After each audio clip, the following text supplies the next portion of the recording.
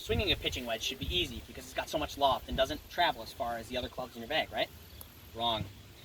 Even though it has a lot of loft and doesn't go as far, the pitching wedge still proves a challenge for many a golfer. Now you might be wondering what credentials I have to be teaching you guys about golf. Well, my dad was a PGA professional, and I've learned everything I know from him. Once you learn how to swing a pitching wedge perfectly, all the other clubs in your bag become easier to hit. Now, the three important parts to swinging a pitching wedge are your backswing, your downswing, and your follow. And you need these in order to hit the pitching wedge perfectly. First, to perfectly hit a pitching wedge, you need to start with your backswing. Square away with the ball, keeping it in the center of your stance. Next, you're going to want to have your arms about straight down, and you want about hands width from the club to your legs. As Rick Shields says in How to Hit Irons Consistently, check that your arms are almost straight down, and you've got this nice gap between the club and your legs. Now, grip the club with your left hand and take the palm right underneath your thumb and place that directly on top of your thumb and grip it lightly. Do not squeeze too hard. Now begin bringing your club back, moving your hips, your arms, and your torso in a clockwise manner until you reach the top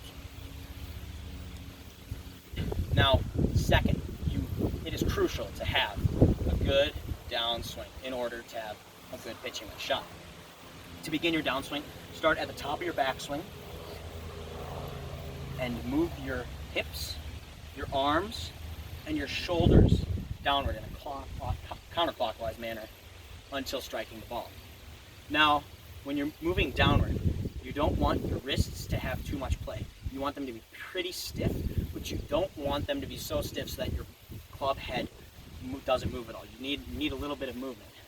As Clay Ballard says in How to Hit a Full Swing Wedge, don't get too handsy with it. Just don't move your club head too much with your wrists. Now, you're going to want to move your arms straight down. You don't want to move them too close or too far, because then you're going to hit either the heel or the toe of your club, and it's going to go skittering off to the left or the right.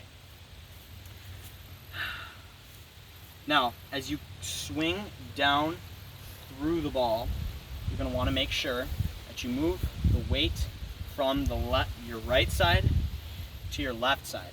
And as you move from the right side to the left side, you want to make sure that you're vertical. Your body is in the same spot. You want to twist around your center. You don't want to come back here or come back here, because that'll produce a bad pitching wedge shot. Finally, you're going to want to hit the ball on the underside, but just underneath it. So that way you get perfect loft. And also, if you hit it on the top, it's going to be bouncing along the grass because it's going to spin downward. And if you hit it too far behind it, you're going to chunk the ball, and it's only going to go about half as far as you hit it. Last but certainly not least, you need to make sure that you have a good follow through. Begin your follow through by taking a nice divot immediately after you hit the ball. This will show that you have made good contact with the ball and that the ball has a good flight path. Secondly, you need to make sure that you keep on line with your downswing and keep facing towards the target. Until you hit the target, you stop your downswing once your body or your torso is faced towards the target. Finally, you want to make sure that your weight has shifted from about 50-50, maybe 70-30 to about 100% on your follow through. You want to push the ball left. You want to swing through the ball. You don't want your weight to be caught up on your right back leg. You want it to be almost completely on your left leg while only having the right foot balance. Now, if following these 3 simple steps, you'll be able to swing a pitching wedge perfectly. Since you've seen how easy it is to hit a pitching wedge perfectly, why not try it out for yourself? Implementing this knowledge, you'll be able to enjoy many an afternoon on the course while not having to worry about your pitching wedge swing. Say goodbye to the days of club throwing. Thank you very much.